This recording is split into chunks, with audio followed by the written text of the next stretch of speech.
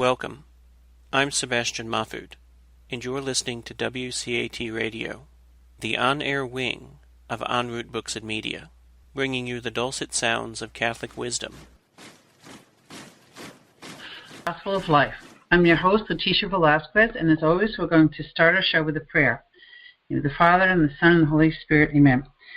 O Mary, bright dawn of the new world, Mother of the living, to you do we entrust the cause of life. Look down, O Mother, upon the vast numbers of babies not allowed to be born, of the poor whose lives are made difficult, of men and women who are victims of brutal violence, of the elderly and sick killed by indifference or out of misguided mercy. Grant that all who believe in your Son may proclaim the gospel of life with honesty and love to the people of our time, obtain for them the grace to accept that gospel as a gift ever new, the joy of celebrating it with gratitude throughout their lives, and the courage to bear witness to it resolutely, in order to build, together with all people of goodwill, the civilization of truth and love to the praise and glory of God, the Creator and Lover of life. Amen. In the Father, and the Son, and the Holy Spirit. Amen. Today, I'm delighted to have Ray Gerard with us. He's a fellow WCAT show host. He hosts a show 2 hours after me on WCAT on Sunday afternoons at 6, called St. Paul's Letters to America. He is also a practicing attorney in private practice in St. Louis. He is a radio and TV host for St. Joseph's Evangelization, also known as SJEN TV out of St. Louis. They have 50 countries they reach on the internet, so he does radio and TV for them. And he's also the web host of thehumblecatholic.com, which has 300 stories of miracles in the real presence of our Lord, or due to the real presence of our Lord. So I'm delighted. The final talent that he has among many is he's a pilgrimage host to Medjugorje. Medjugorje is a beautiful place of pilgrimage where I have been, my daughters have gone, and a good friend of mine, Andy LaValle, went. And he and I wrote a book together called From the Hub to the Heart, where he had a massive conversion after a life confession there, inspired by actor Jim Caviezel. So I'll get to that later in the show, but first I'd like to welcome you, Ray. Thanks for coming along. Well, Leticia, thank you for having me. It's a pleasure. It's always great to talk to someone who's been to Medjugorje. It's a very special place, and you can't really understand it unless you've seen it. Isn't that right? You know, the hardest part about Medjugorje and talking to other people about Medjugorje is what to say about it. I mean, a lot of people ask you, okay, so what's it like? What's so special about it? What do you think about it? And it's just hard to describe. You want to really help people have the depth, something approaching, some idea of the depth of the feeling that you get when you go there. And it's almost impossible to do. I've been there 4 times, and I remember the first trip I took when we went there, and it was in 2012, and there were lots of other people that were on the trip with us. We had about 20 in our group, and they would ask us, okay, so how many times have you been? And we tell them, well, it's our first time. And they were all shocked. It's your first time? Really? Oh, my goodness. You were a little late to the party. I think millions of American Catholics have been. I would say I've heard 1.5 million, probably a lot more by now. And it was very popular in the 80s. Pardon? Oh, okay.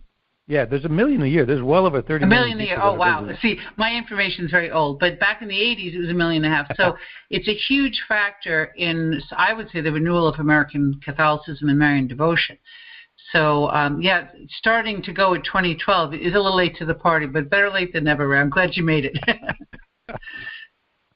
So, but the people on that group with us, they're like, "Oh wow, you're the first time," and they were so excited, and they were happy for us. It was like we're newbies, and they'll get to help us experience or be with us when we experience Medjugorje for the first time. And so I would ask other people, I was like, "Well, so how many times have you been?" Well, 7, 9, 15. I was like, "Really?" And and it was strange to me. Why would people go back so many times again and again? And here it is. This year we've got another trip coming up. We are now, me and my wife are starting to lead pilgrimage groups from St. Louis, and there's it's through a group out of Chicago. It's called JMJ Pilgrims. They have a website called jmjpilgrims.com. anybody wants information, by all means, please go there. But we've got a trip coming up. Ours is scheduled from May 30th to June 8th. And so we're starting to leave these now. We'd gone several times when we were in Chicago. We lived in Chicago. We moved here, and it just turned out that, we've started to lead, groups ourselves. And so now we're going back. This will be our 5th time this year. And so since 2012, in the span of what? We're talking, 7 years, we'll be going 5 times. And so now we're one of those people. We're one of those people now that have gone back and back and back. But why, Ray? Why do you amazing. keep going back? What do you find there that, it's obviously not a tourist spot. It's kind of, no, it's not on anyone's first choice list to see sites to see in Europe. In fact, my brother said to my father, he was 14, how in the world of Europe did we get here first? Of all places to go.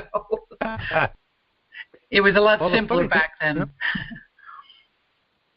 The way I like to talk about it is that there's something palpable in the air. It really does seem to be. And there could be a number of reasons for it. Who knows for a fact, but the way I describe it is like this. You have 6 masses starting, I believe, at 8 o'clock in the morning, running until like 2 o'clock in the afternoon. There's a mass every hour in a different language. They have, and then at 2 o'clock they start Eucharistic adoration. That goes till 5 o'clock. Starting at 5 o'clock, there's confession. There are rosaries in the church. And then starting at 5 o'clock, there's 3 hours of prayer service and mass every night. 2 nights a week, they also have Eucharistic adoration in the evenings. So from morning till night, you will have the sacraments being distributed. And you've got so many people walking around the streets in Medjugorje that are so close to these sacraments. They have been to Mass. They've received communion multiple times. They've been to confession. And, it's just, there's something in the air there. And I attribute it to that there's just so much grace from the sacraments. I came back after our 2nd trip. And somebody was, we were sitting in a little a bar and grill, having burgers and beers and whatnot. And I was, we were just talking about the trip. I was there it was me, my wife, my brother, his wife, and my brother's mother-in-law. She's not Catholic, and I was talking about the trip, and I was recounting how the first day I came around a little bend in the road, and I caught sight of St. James Church again for the first time on this trip. And St. James Church is very distinctive. It's got these twin steeples on both sides of it. So it's very tall in comparison to a lot of the landscape in that area still. Back when it was built in 1969, it stood out immensely compared to the landscape. It's been built up since then, but it still does stick out. Anyways, coming around a bend in the road, caught sight of St. James for the first time on the trip, and I felt like I was at home. I was home again, I said. I felt like I was home again. And then I just kept on talking about something else, and this woman, my brother Mark's mother-in-law, stopped me. She wouldn't let me go. She goes, "What do you mean? How could you feel like you were home again? You've spent more than 50 years on this earth. You were there once before for 1 week. So out of the entire 50-plus years of your life, you've spent 1 week in that place. You go back there, and it feels like you're home. That doesn't make any sense to me." And so I tried to explain it, but I'm just not sure that you can. But that is exactly what it felt like, and I think it's because I've heard it described as heaven on earth because all the sacraments, the grace, everyone's going there seeking connection with our Lord. They're going there with an attitude of pilgrimage. That helps, definitely. But I do think there's a special grace there, and it's definitely needed in our time. I do think there's a special grace for people that go there, and I've heard many a story of vocations that were born there and conversions that were born there. So, funny story. There's a guy, not this last trip, but the one before that we took, it was 2015, 16. Anyways, we went there, and there was a guy in our group, and he was a 400-pound bar bouncer from Milwaukee. Whoa. He comes home back to Wisconsin, and within that week, I hear that he's decided to become a Franciscan monk. No way! And, oh wow! Wow. Yeah. And I just heard. Yeah, the grace is amazing there. It really changes hearts. And I just heard that as of 6 months ago, he is now studying to be a priest. Oh. So So did he go there with a good attitude, or was he dragged there? Because some people go there, sort of. No, he had a good attitude, and I think he always felt that, did he? No. Before the trip started, if you'd have told him, you're going to be putting on a habit, when you come home. I mean, I don't, he wouldn't have thought that. But I had a friend of mine who took a trip last year, and he went with his mother-in-law, and she was Lutheran. Mm-hmm. After that trip, she spent a week in Medjugorje. And she was very active in her church, very devout, very active. Comes home after a week in Medjugorje, and she tells her family and friends, I'm becoming Catholic. Wow. She had a lot to lose. And so did Wayne Weibel, who just passed away. He was a Lutheran pastor, am I right? Who went to Medjugorje. I don't know how he got there, but he became sort of Mr. Medjugorje for America, that he became Catholic, and he he wasn't. I don't think he was a minister. In fact, some of his books were some of the reasons why I got so interested in Medjugorje. Mm-hmm. He was. Yeah, how many books did he write? It's amazing. There were books. Yeah, there were two main ones. One was called The Mission. One was called The Message. And I think The Message was his first one. He talks about how he was just a newspaper publisher in one of the Carolinas, right. South or North. Yeah, but his newspaper was one of these penny advertiser type periodic publications. It was a small little business operation, and he gets this message. Mm-hmm. Mother Mary talks to him and says, you need to go to Medjugorje, and he's like, where's Medjugorje? He tells his wife, listen, Mother Mary's telling me I got to go to Medjugorje, and she's looking at him like he's out of his mind. And why wouldn't you? Why wouldn't you do that? Sure. But yeah, it changed his life, and he's changed so many. And he was one of the reasons why, like I said, I got really interested in it. We had heard about it, I think, some years ago. My wife had, and but you don't hear a lot about it. Most of my friends, Catholics and so forth that I know, I'll ask, have you ever heard of Medjugorje? And it's amazing. I want to say, most people have never heard of it before. Not as much anymore. It had a very popular phase. It's not as popular now, but it definitely had a very big impact, I believe, on American Catholicism. Sort of in the 80s, when there was a big vacuum, there was the charismatic renewal, but there wasn't a whole lot of renewal in the church. Pope St. John Paul was just getting started. So people were searching for deeper spirituality within the church, and many of the practices that you talk about in Medjugorje, frequent confession, daily mass, adoration, were not as much in force as they are in many parishes now. I know adoration, you can find it anywhere, and now I believe it's much more common, and that's maybe one of the fruits of Medjugorje, and also Marian devotion, Marian prayer groups and rosaries, and these are things that somehow we left behind after Vatican II, thinking that we had found something else, and we really didn't find anything better than the lifelong, the age-old devotions of the Church. Our Lady has always asked us to pray the Rosary, always asked us for confession and adoration and Mass. I mean, there's nothing better than that. No reason to try anything new when you have gold. So I think Medjugorje was a part of that in the Catholic Church, in at least in the United States and certainly in Europe, whether we realized it, whether we went there or not. I think it affected us. And that's what Our Lady would have. She would not call attention to herself, right? She would always point to her Son. Well, what I like to say about Medjugorje is that she's doing her job. Yep. I mean, people go to Medjugorje, and right now it's about $1 million a year. And people go there because, there are apparitions taking place there. Mm-hmm. And you can see the videos. You go on YouTube and you click, Medjugorje, apparition, name one of the visionaries, and you'll find videos perhaps Mariana on Apparition Hill having a public apparition. And you'll see these videos, and that's what it's like when you go there. You watch somebody watching something which you can't see. Mm-hmm.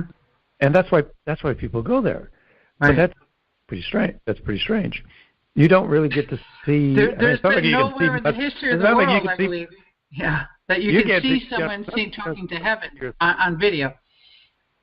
But what happens when people do go there is they go to the masses, they go to the adorations, they go to confession, they receive the sacraments, and they do it in a spirit of, as you say, pilgrimage, where they're looking for something. It's always amazing to me. Every tour group we've been on, we've gone there for a week, and at the end of the week, we'll sit around the table after dinner and say, "Okay, so what's your week been like?" Mm-hmm. And almost invariably, people will say that they received something. I mean, everybody's got a different story. Everybody comes to Medjugorje for a different reason, and it seems like everybody gets something there that relates to what they were needing. It's almost uncanny every time. We sit around at the end of the week. I just love hearing what people say. There's so many things that come out in those little sessions and you have no idea, what's going on with these other people that you're with all week. And so that's always one of my favorite parts of the week. But anyway. And it's always hard to go back home because you're leaving this very special place where there's so much love, so much peace and joy, and you're going back into the world. And you have to, but you're right. It's like leaving home when you go home. And this will always be your true home because it's such a reflection of heaven. Give my listeners a little bit of background on Medjugorje in case they don't know the story of the visionaries and the apparitions, which began in June of 1981. Am I right? You are correct. So it was the feast of St. John the Baptist, the voice calling out in the wilderness, and so they're celebrating his feast day in this little town. Medjugorje at that time had, I want to say, maybe 300 families, a population like maybe 1,000, something of that nature. Most of the homes had, and I kid you not, at that time, most of the homes had dirt floors. Wow. A lot of them did. Yeah, a lot of them did not have running water. It was a poor rural village. They mostly they lived off of what they grew. I mean, it was an old agrarian lifestyle of living. It was We'd go there and be like, throwback to 100 years ago or so. But that's what they grew like. Tobacco and grapes. Am I right? The main crops. Wine, wine's a big staple there. Tobacco's also very big there. Very rocky country. Dry, very dry. It's very Mediterranean. It's close to the Adriatic. It's a bit inland from the Adriatic Sea. And it was under communism at the time. It was a dictator named Tito, I believe. They did not like, when Medjugorje first started happening, they were not happy. But the authorities were not happy. But anyways, so it was on the feast day of St. John the Baptist. And there were these two girls. One was named Mariana, and the other was Ivanka. And they were walking down this road at the base of what is now called Apparition Hill. Mm-hmm. A little dirt road. And Ivanka was 16, Mariana was 15, I believe. And they're walking, and Ivanka says to Mariana, "I think I saved Blessed Mother up on the hill." Mariana did not appreciate this. Her initial reaction was, keep quiet with that. She thought she was joking, and she thought it was a joke in poor taste. And Ivanka persisted. And at that point, Mariana got upset. She's like, it's one thing to make a joke, but it's another to be carrying on. Now this is blasphemous, this is sacrilegious, this is not funny. And so she left her. So she goes home. Yeah, she left her. And then she goes home, and then she says she felt some strange need to go back. Something was pulling her back. So she goes back, and Ivanka is still there, still looking up the hill. And Ivanka simply says to her, "Look now, please." Mariana looks up the hill, and what she said was that she saw a lady, a beautiful lady, in a long, delicate, flowing dress with an infant in her arms. And Mariana's first thought was, that's very strange. how did someone get all the way up there? Because at that time, Apparition Hill was mostly, it's rocks, and it was overgrown with a lot of thorny bushes. Mm-hmm. And it still has a lot of thorny bushes on it, but with all the pilgrims that have gone through there, it's been trampled down some. But, she said, you don't go up there in a dress like that because it's going to get torn and so on and so forth, and much less carrying an infant. And there's nothing up there. There's no reason to be up on that hill. Right. So she thought it was just strange. And that ended basically day one. And they both went home. They told their parents. And actually, Mariana told her aunt she was staying for the summer. This occurred on June 24th, 1981. She was staying with relatives. And her aunt told her, Blessed Mother's in heaven. Leave her in heaven. Didn't believe her, Plus, at that time, it was very strange to think that Blessed Mother could be making an appearance on Earth. They lived in a communist country. Mariana had no knowledge of Fatima, Lourdes, or any of the other Marian apparition sites. And that's what they thought, that Mary was up in heaven, that she doesn't make these types of appearances. Nevertheless, something pulled them back, so they went back the next day, and that was when they had their first real apparition. Oh, actually, I should mention that on that first day, on the 24th, a couple of other children came by as well, and that was Viska, another one of the visionaries, and Ivan. Ivan came by. He was a 16-year-old boy. He was carrying some apples. He wanted to see what the girls were looking at. They told him, look up the hill. He did. He saw what they saw. He dropped his bushel or whatever he had, this bunch of apples that he had, and he just ran. Viska did the same thing. She apparently kicked off her shoes and ran. And you'd have to admit, it's probably scary. You're seeing some, strange, mystical woman up on a hill. Anyways, so that was basically the first day. So the next day they went back, and there were two more visionaries that joined them. Now they're known as visionaries. One was a child named Yakov. He was 10. Another, Maria. She was 16 at the time. And they saw some flashes of white light, which has become sort of a trademark.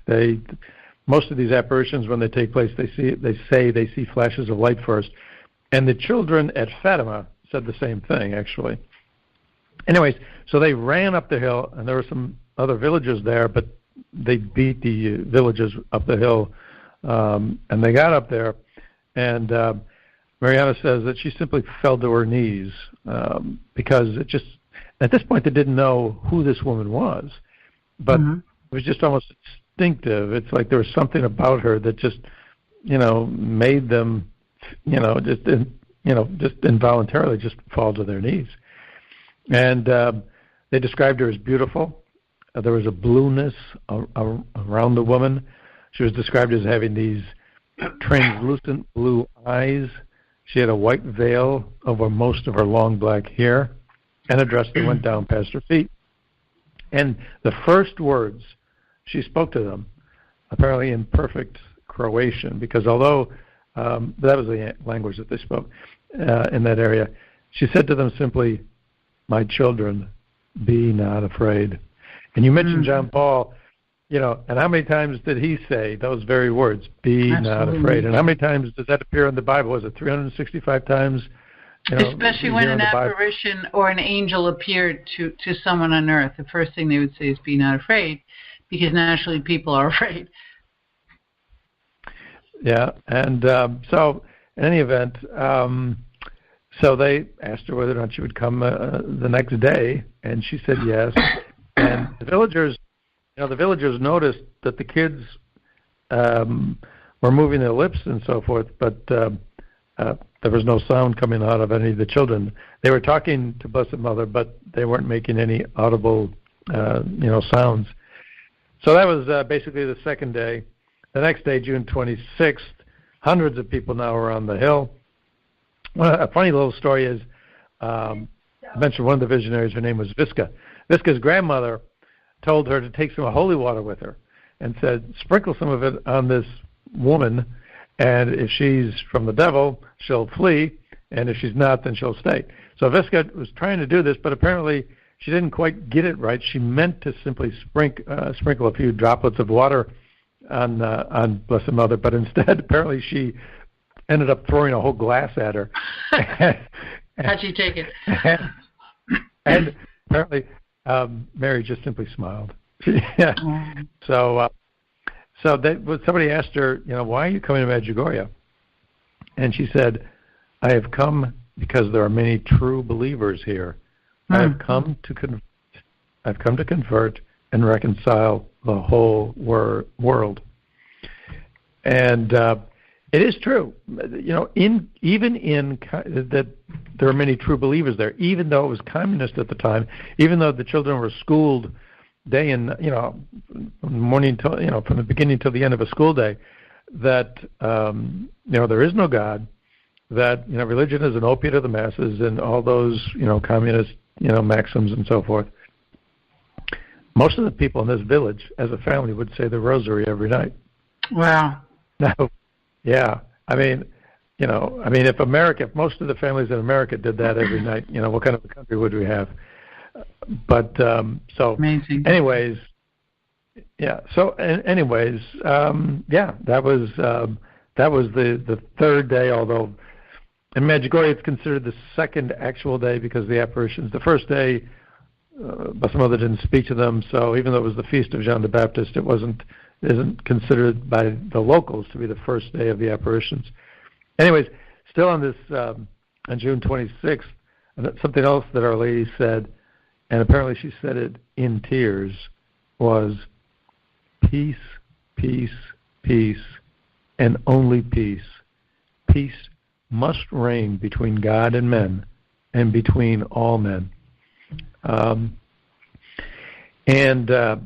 That's why she's often referred to, and she is still today, over there as the Queen of Peace.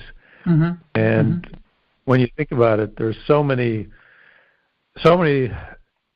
problems and issues that we have that could be settled or made so much better if people just took a chance to, or took a moment to slow down, feel a little peace in their heart before they, said something to somebody else they have a disagreement with, or, if they just simply had a little bit more peace in their own hearts. I mean, we live nowadays with, TV all the time. You've got TV on you can watch TV on your cell phone now. There's hardly, any quiet time, and we need quiet time. Yeah, we need quiet time. How are we going to hear God if we never turn off the media? How is our soul going to talk to God? And that's really true. And I understand the word peace, which in Croatian is mir, M-I-R, was written in the sky. And the village did see that shortly afterwards. Yes, many of the villagers saw in the sky the words mir, mir, mir, as you say, peace, peace, peace. And that was seen by many villagers. There was, I guess, the first reported miracle. There are so many miracles in Medjugorje, but in one of the early days, there was a boy. His name was Daniel Setka, and this was on June 29th. And he was a 3-year-old child, and he could not walk and he could not talk. He had been paralyzed and mute since his infancy, and so now, by this time, June 29th is 4 or 5 days into this. Word's gotten around. A lot of people are starting to talk. And so this one family brought their child to Apparition Hill, thinking, well, maybe something special might happen. In any event, the children, the visionaries, that is, asked Blessed Mother to heal this little boy so that they would be believed. The day before, these visionaries had been taken to the Chitluk police station. Chitluk is a nearby city. And they were taken and examined by a pediatrician. Then they were taken to a morgue. And then they were taken to an asylum with mentally ill people with, the threat that, you're either going to end up in one, if you don't stop spreading these crazy stories that you're talking about, you're either going to end up in the morgue or the insane asylum because, we're going to put you there. Doesn't that sound like Fatima and Lourdes, where the children were threatened by the authorities? Oh, yeah. So, that had happened the day before. So now here they are on the hill again the next day, and they're asking Blessed Mother to cure this little boy so that people will believe them. Mm-hmm. I mean, they were already being accused of making it up, drawing attention to themselves, being on drugs, all of it. Anyways, so apparently, according to the visionaries, Blessed Mother looked at this little boy with a lot of tenderness and looked at the boy for a long time and didn't say much of anything. And then the lady said to the visionaries, "Let them strongly believe he will get well." Mm-hmm.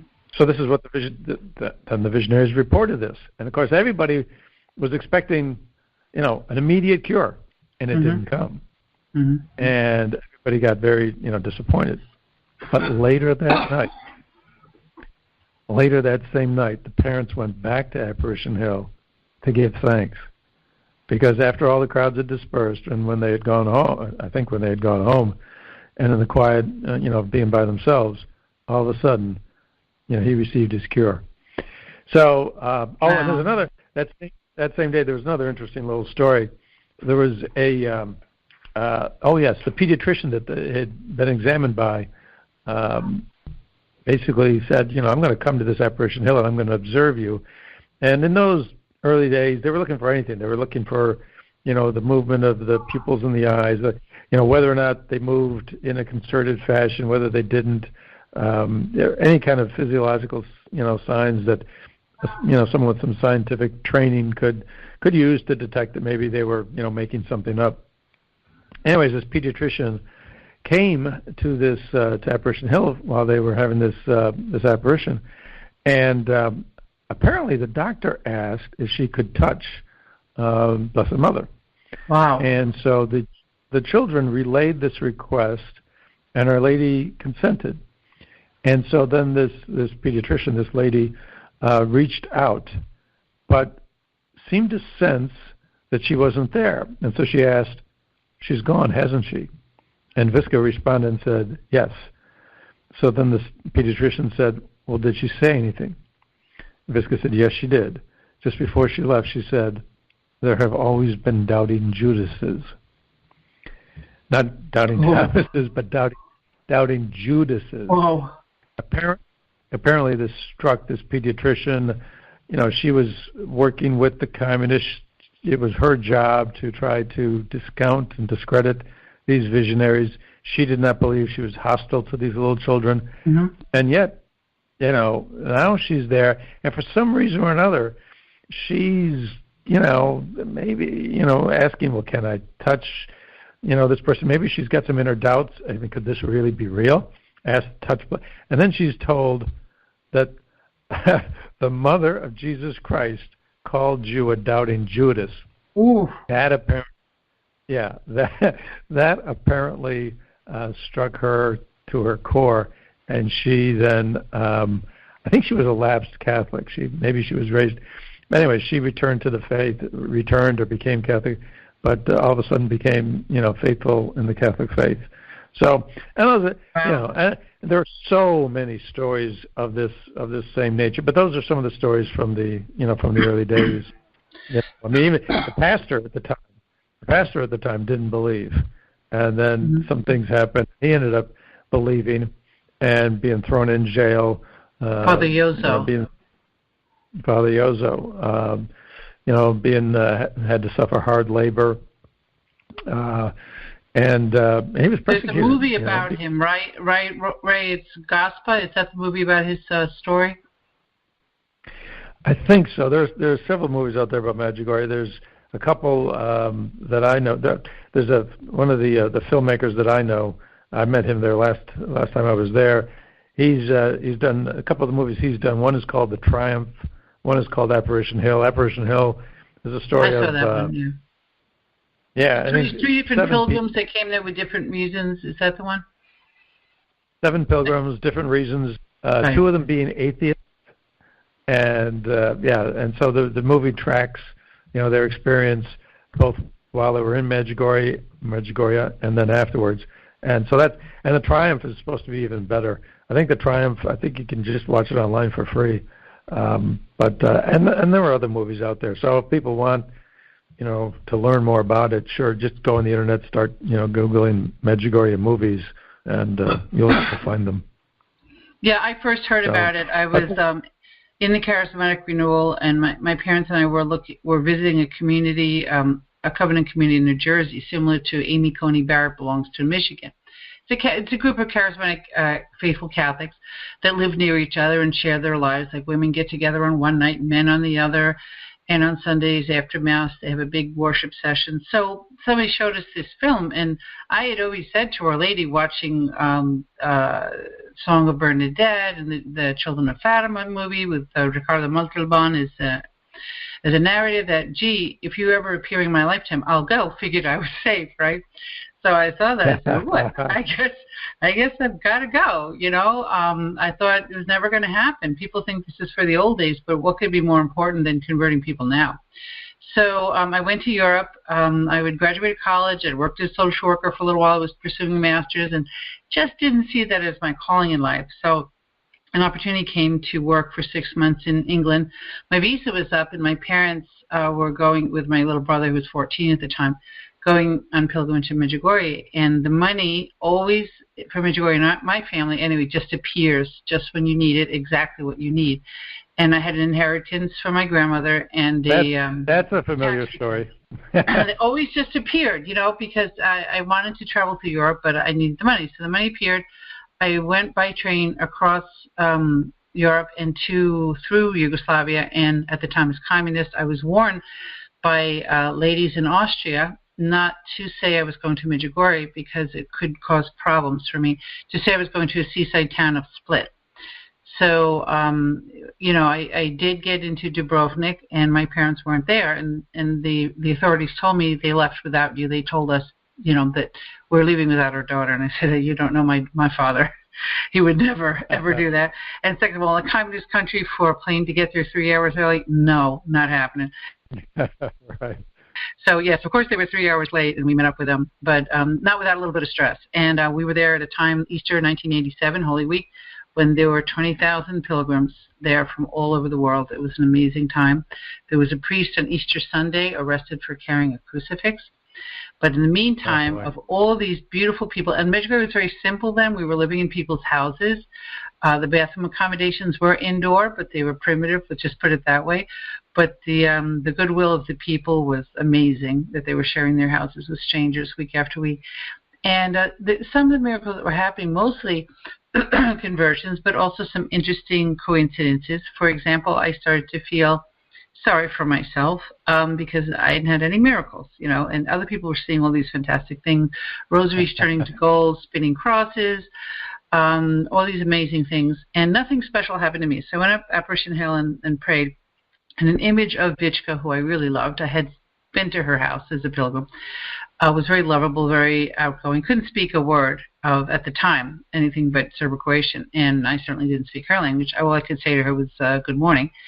And I said, wouldn't it be nice if she taught me the rosary? So I was so happy. I took off my shoes like the Italian pilgrims, and I was going to walk down Apparition Hill barefoot. I was all of 25, so much more able to do it than I am now barefoot. And this little Croatian lady started yelling at me, little tiny thing, and wagging her finger at me at my feet. Like, you big jerk, put your shoes on, yeah. So I sat down and put my shoes on, and she asked me if I wanted to learn the rosary, I mean, as much as I could understand, because she didn't speak English, in her language. And I thought, oh, this is great. She's not Vichka, but, I'll learn the rosary. So I learned it a bit. It's a complicated language. I still know the beginning of the Our Father. And then after we were finished praying the rosary, she pointed to Vichka's house. We were continuing down the path, and Vichka lives at the base of Apparition Hill.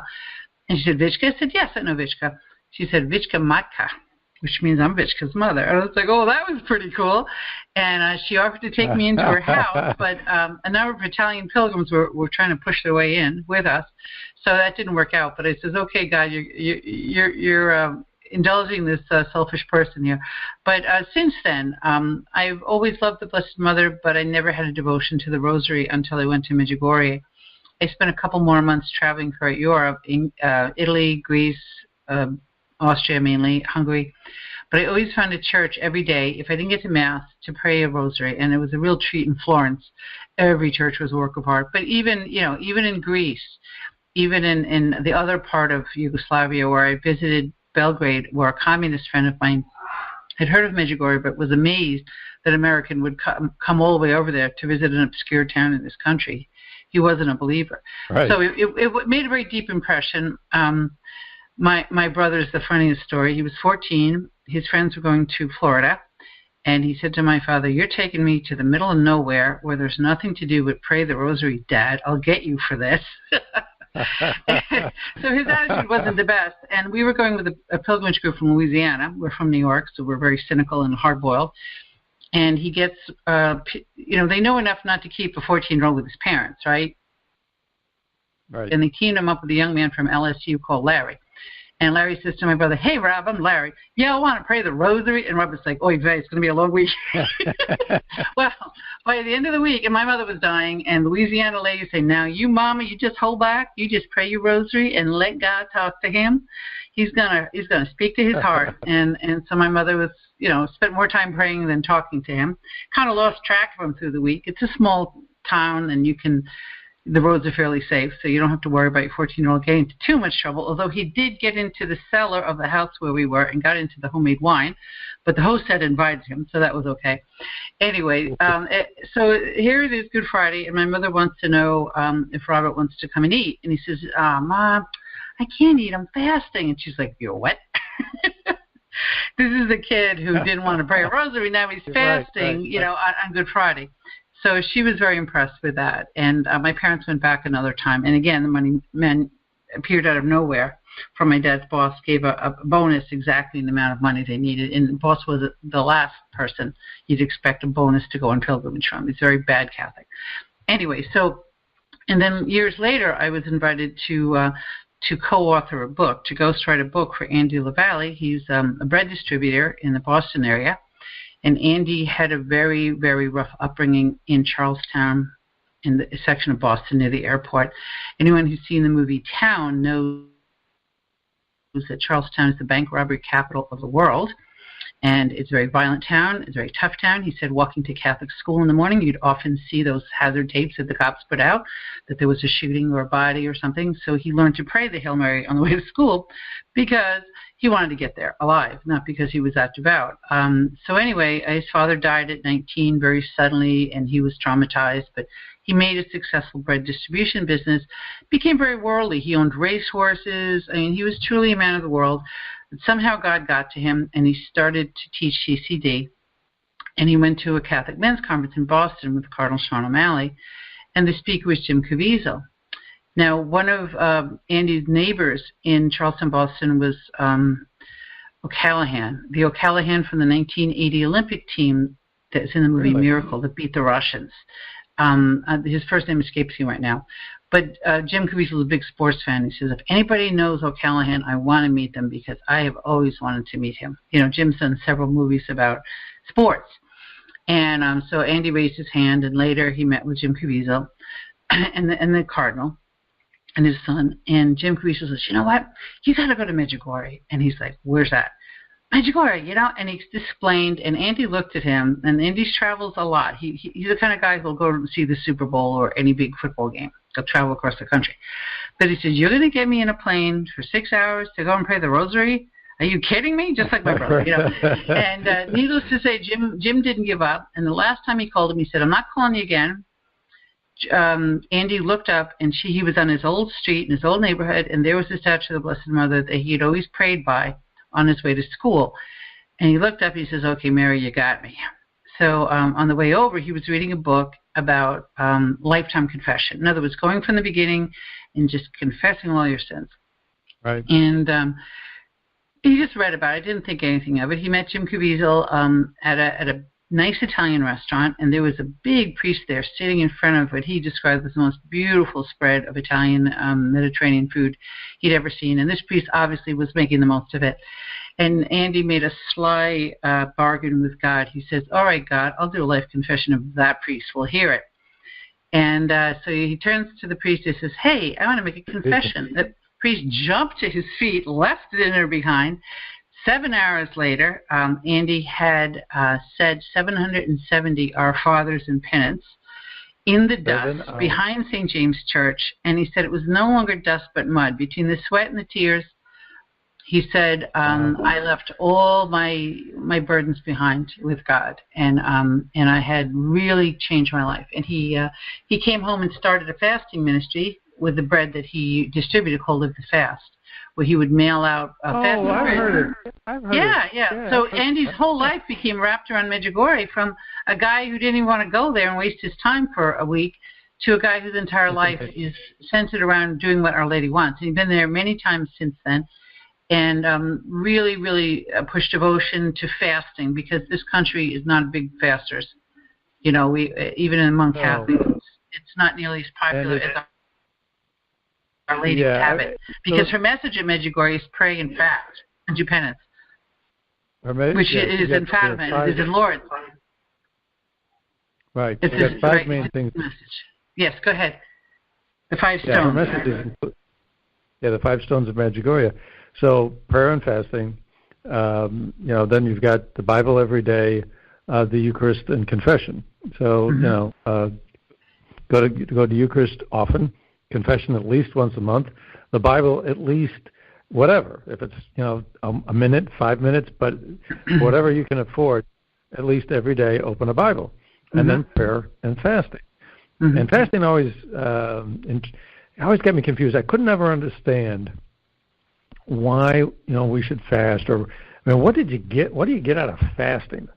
And then after trying to, I did it, various times, and it was just, something you did. But then I came to realize it's not fasting, and also at some point prayer. It's prayer and fasting together. When you separate yourself from the world and then pray with an open heart, that fasting puts you in that frame of mind, and you can have some powerful prayer, when you're when you are fasting. Now, I think what we ought to do before we end up running out of time is to mention or talk a little bit about the official church position on Medjugorje. Yes, absolutely. And it is true that the church has not approved any of the apparitions. There's not a formal decree that has come out yet from the church saying that these apparitions are authentic. There was a commission led by Cardinal Ruini. It was begun by Pope Benedict, and it studied the apparitions. I think it began in 2010, closed out its activities in 2014. And so for a little over 3.5 years, it was studying everything about Medjugorje. And there was a newspaper last year called La Stampa outside of Milan, and I'm sure they have a Vatican correspondent keep tabs on what happens with the Vatican, and they first reported, and then others have reported since, that commission did submit a report, that commission, which was made up of 15 members, cardinals, theologians, scientists, psychiatrists, all people from a variety of different specialties, in order to provide a well-rounded analysis, that commission, out of the 15 members out of that commission, 13 of them voted to approve the first 7 appearances of Blessed Mother. And then after that, one thing we haven't even mentioned about Medjugorje, it's amazing we haven't, is that these apparitions, according to the visionaries, have continued ever since 1981, and they continue to this day. 38 years later, yeah. And 3 of the 6 visionaries, they happen to them once every day. So it's an amazing thing. The commission apparently did not rule on those. They decided to reserve judgment on those, but they thought they could at least pass judgment on the first 7 appearances, and they said, yes, those were authentic. If that's the case, then all of a sudden that vaults Medjugorje into the same league as Fatima and Lourdes. And so it obviously is a very special place. Now, if you believe that these apparitions have been occurring for 38 years since, all of a sudden it is the most, it's totally unprecedented. There would be nothing like it, even approaching it, throughout all of history. It'd just be amazing. Right. Which it's a little scary because the only reason that would happen is because we need it that badly. Well, look what happened to Yugoslavia herself soon after the war. In 1991, 10 years later, there was bitter civil war, and Medjugorje only was spared, I believe, by miraculous events. That, people were fearing for their lives. Some of the visionaries had to leave the country. So, as in Kibeho, as in Fatima, a lot of times Our Lady precedes terrible events to warn us and to warn us. And who knows what else is coming that she's warning us about. So this tour group that I'm connected with out of Chicago, it was started by a lady in Wisconsin, and she made these pilgrimages. They've done well over 100 pilgrimages to Medjugorje, and she did them. The one lady who founded this organization, she did them all through that Civil War period. And people would say to her, and multiple times a year, she's going there in the midst of the Civil War, and people are saying to her, "Are you crazy?" And she said, "Blessed Mother will take care of us." And sure enough, she did. I mean, there was, they never had, I guess, real problem. So, Medjugorje was spared. It was raging all around, but it never got into Medjugorje per se. So, it's just another one of the many stories about Medjugorje. There's so many; it's incredible. But another thing that's speaking about the church position, something that is different that happened just as of last year.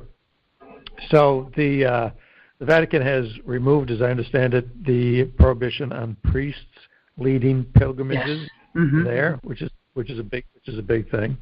Before they couldn't do it because that would be seen as some indication of approval by the church, and so they didn't want even that kind of implicit and Pope approval. Francis had sent a Polish archbishop to observe, correct? Hito is an archbishop. So that's the next thing. Yeah, so the bishop from a city called Warsaw, Prague, Henrik Hoser, he is now the permanent. He's the Hoser. He is the permanent apostolic visitor. Permanent. I mean, he lives there year round now. But his official title, I believe, is apostolic visitor. So he's there. His primary job is to make sure that the people there are being led in the faith correctly, and I believe as well to just observe the phenomena of Medjugorje, so that he can also offer his input to the Vatican on what is transpiring there. So that happened as of last year. So that's another big change. And he has been reported to say that he thinks the Vatican will recognize it, that he saw a lot of fruit there. Yes, I've heard many of those same stories that he's told people in Medjugorje that they better start building hotels because they're going to need once the approval does come. When it comes, we don't know, but it sounds like his thinking, according to these reports, was that approval will happen at some point or another, and when it does, they're going to need a lot of hotels. Here's a quote I found. He says, "It's difficult to believe the 6 missionaries have been lying for 36 years. I guess this was 2 years ago. What they say is coherent, and none is mentally disturbed, while the apparition's faithfulness to church doctrine is also a powerful argument for authenticity." So just let us know where your pilgrimage site is, Ray. So if anyone is interested in pursuing a pilgrimage to Medjugorje, I do think that people who go are called by Our Lady. If you're open to that. This is a great group. They always have, it's called JMJ, like Jesus, Mary, and Joseph, jmjpilgrims.com. There's another site, JMJ Pilgrimages. That is not it. So it is jmjpilgrims.com. We have 3 tours going every year, March, the summer, and then September. So if people want information, by all means, you go there and get in touch with us. And we'd love to have anybody else who might want to go. But I'm looking forward to it already. Going back again, and it's kind of funny. I wouldn't have. Yes. I wouldn't have envisioned myself doing this. I mean, if you'd have asked me that first time we went to Medjugorje, if I'd end up, within the span of a few years leading trips there, I wouldn't have, picked this for myself. But that's the way it works out. It's a calling. Andy was the same way. He felt that, it was a calling, and it changed his life, and it changed my life as well. I still pray the Rosary every day to this day, and have a much greater devotion to Blessed Mother than I ever had. And I understand why it's so important for our times. I mean, in the days that you and I, in both of our shows, are talking about partial birth and abortion, infanticide, unthinkable things are happening that offend heaven so very much. And Our Lady's been begging and begging and begging for us to turn to her Son and to keep praying, especially for those that are in darkness and sin, like these governors that don't seem to understand the gravity of what they're doing, the horror of killing babies. It's incredible. It's incomprehensible. I mean, how people are celebrating this like they did in New York State. So, now, I talk about that a lot. So on my show, which follows a little bit after yours, it's called St. Paul's Letters to America. St. Paul's Letters to America. Yeah. St. Paul's Letters to America. What we do is I take a look at current issues in our country and do them through the prism of St. Paul's letters. My thinking is what St. Paul writes, even though it was to the Corinthians, Galatians, whatever it was 2,000 years ago, you could read them. They could just as easily be addressed to Americans because they are just as timely and just as relevant and just as beneficial for us to hear today as they were back then. The human condition hasn't changed. It's still the same. And it's amazing. We're starting to resemble Rome an awful lot, aren't we? The Roman Empire in our sinfulness.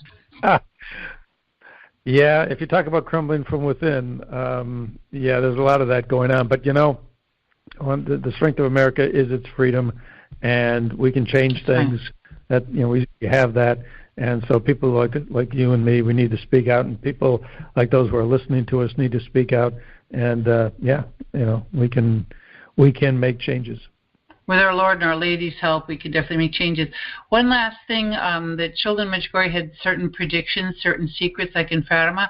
One was that a permanent sign will be left on Apparition Hill in Medjugorje. And at that time, the whole world will know about Medjugorje. It will be visible, publicly visible. Yeah, and it always kind of worries me as to when that's going to happen because I want to be in the right place. That probably is a time that I want to start doing some before that happens, because when that happens, it's like if I all of a sudden get a lot stronger in my prayer and faith and going to mass practices and so forth, I don't know that it's going to count as much.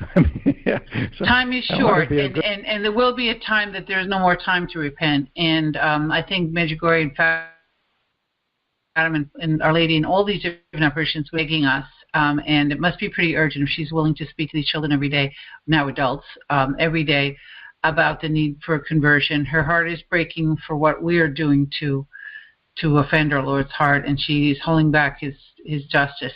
But this is the time of mercy, so if you're listening to this, haven't been to confession, let's go. That's a pilgrimage right there, into your church to go to confession, start your life new. You can make a life confession. If you haven't made a good confession, it's never too late to turn your heart to God and ask Our Lady to, as Mother Teresa sent me her business card, and she said, put your hand in Mary's hand, and she'll lead you to Jesus. So we'll just leave it with that. Thank you, Ray, for coming on the show and sharing your wisdom from Medjugorje, your fellow traveler on WCAT, fellow preacher.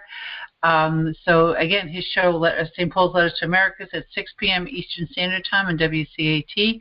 Can be downloaded on a podcast. It can be found on iHeartRadio, and you can listen to him anytime that is convenient, or just by going to WCAT website. Thank you for coming along, and maybe I'll join you for one of those pilgrimages, God willing. Oh, that'd be great. I'd love to. I've been watching these pictures as I was talking to you, and it does make my heart ache for home. I agree with you that in a special way Medjugorje is home because heaven's our home, and there's so much heaven there. That's true.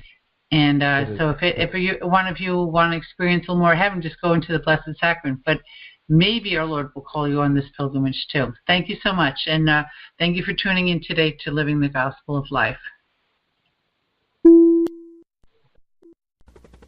We hope you enjoyed the program and will join us back for another show on WCAT Radio.